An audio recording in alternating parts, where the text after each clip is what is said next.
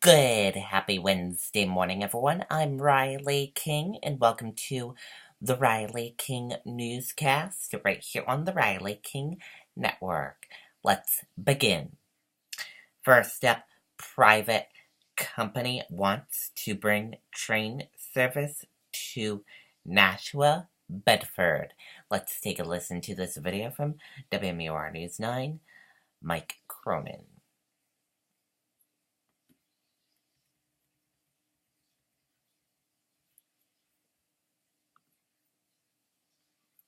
People are walking to defeat ALS. And Lake Sunapee Bank is proud to sponsor the Manchester, New Hampshire Walk to Defeat ALS on Saturday, October 7th. Whether you walk for family, friends, or neighbors, you'll help fight this serious disease. We hope you'll join us as we come together to support those facing the challenges of ALS. We'll be with you every step of the way. For more information, visit us online at lakesunbank.com.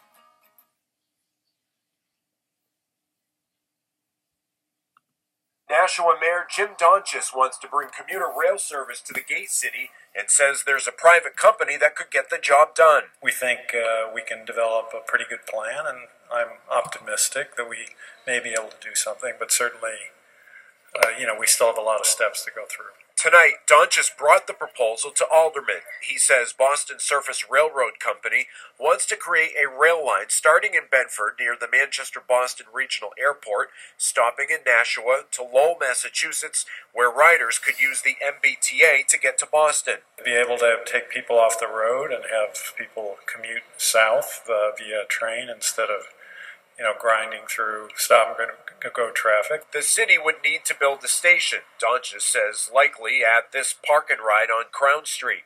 But he says Nashua wouldn't take on any significant costs and wouldn't need to invest in track improvements. We need to qualify for a loan from the Federal Rail Administration, and to get that, you really need to have a public-private partnership. Donchis says a rail line would attract more businesses and make life easier for commuters. Even the bus, it's better for some people, but still it's in the traffic. So this would be another alternative in terms of commuting south. This proposal now goes to committee, and it could be a month before aldermen vote on it. In Nashua, Mike Cronin, WMUR News 9. Okay, and there you go on that report. Sounds like a good idea. Man, woman shot in Chelsea, at least 2 suspects sought.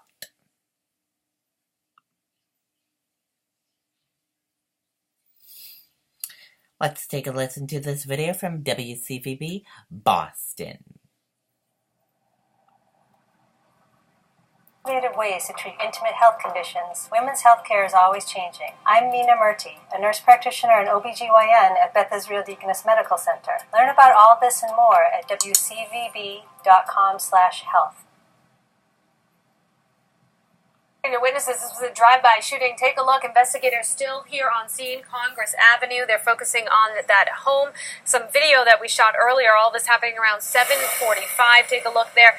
We're told a woman and a 19-year-old and also a family member coming out onto that porch area when somebody drove by here, shot several shots. That girl hit in the thigh. Now, she didn't call 911 right away, but she did call her boyfriend after being shot. He was here on scene. Listen to what he had to say. She was coming out the house right there, right on the porch. The drive-by came. They shot at the house at least 5 times, and she got hurt. She was screaming. She got shot. I felt bad. Like, just looking at her inside the ambulance, it made me feel bad.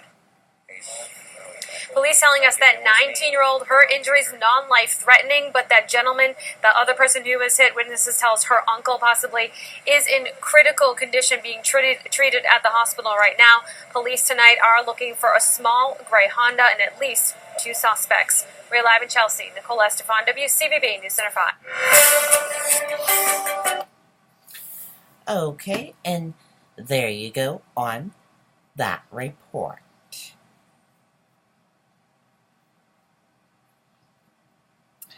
Woman killed in hit and run in Westbrook, Maine. Let's take a listen to this video from WMTW News 8 in Maine.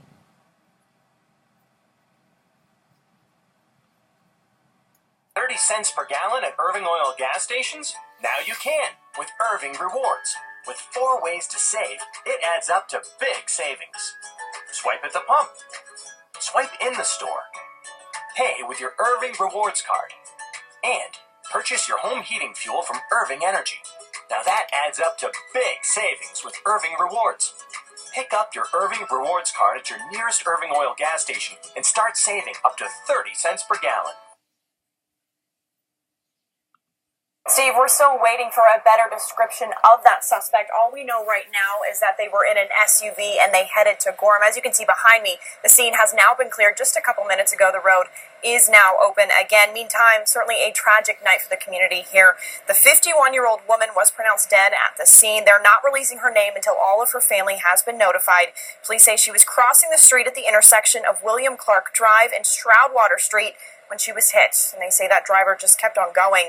Neighbors tell me this is a very busy area, from traffic on the road to just people walking nearby. Police say they have dealt with hit and runs here before, but rarely are they deadly.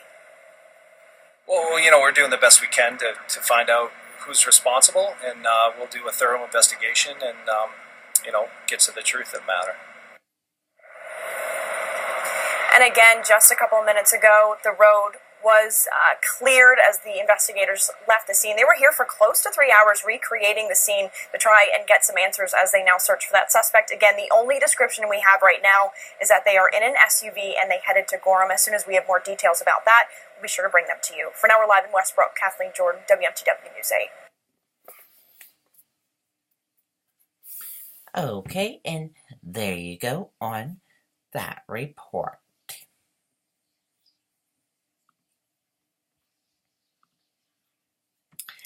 Shell CEO Van says oil prices will be around $60 by the end of the decade.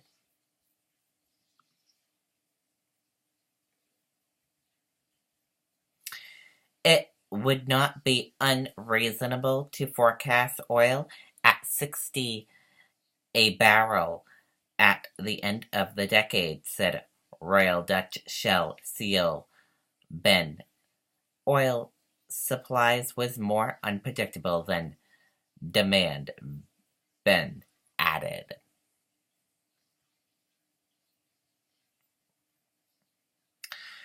It's unpredictable to expect oil prices at $60 a barrel by the end of the decade, Royal Dutch Shell CEO Ben told CNBC.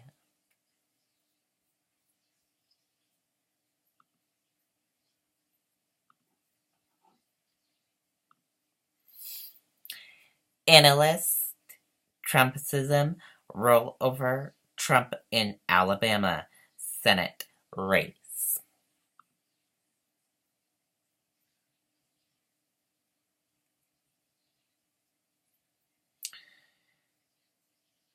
Even Trump can't control Trumpism. The sweeping victory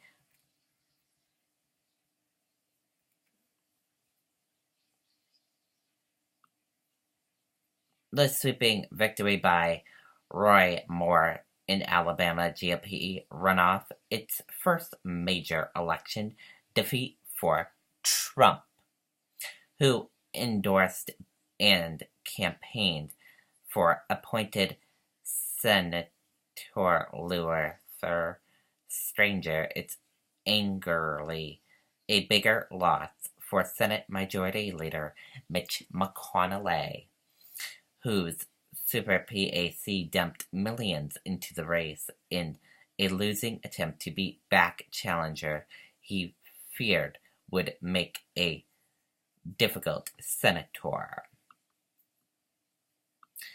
And that does it for the Riley King Newscast right here on the Riley King Network. I hope you all have a great rest of your Wednesday, and I'll see you back here later on today. Goodbye, everyone.